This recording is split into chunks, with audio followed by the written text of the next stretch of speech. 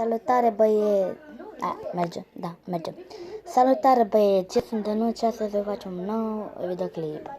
Să ne jucăm Brawl Stars, cum v-am zis. N-am putut să fac 6000 de trofee într-o zi, dar am făcut 5776 și ce v-am zis? Că am făcut și până la 10 boxuri, 3 boxuri de deschis și aici niște de alea. Eu să le punem pe jucător nou. Haide pe ăsta. Ok, hai că decidem noi, ne zicem altă dată. Bun, hai, Brawl Box. Ne dăm ce ne dă.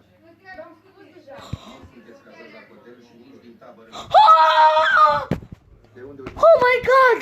Oh my god! Oh my god! E adevărat? E adevărat? E adevărat? Stai, e adevărat? Nu vine să cred. Deci nu vine să cred. Deci sunt cel mai norocos.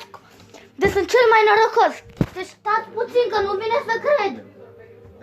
Stați puțin, nu vine să cred. Scuzați-mă pentru sunetul din spate. Stai un pic să dau pe mut. Dau pe mut. Pe mut. Oh my god! Nu vine să cred. Oh my god, nu vine să cred. Super! Suport! Suport! Mamă, ce-mi bate inima. Leșin!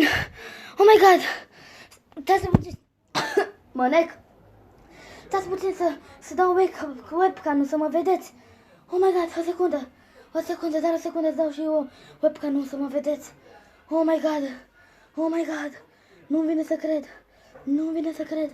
Deci nu e adevărat. Nu e adevărat. O secundă, stați, dar o secundă.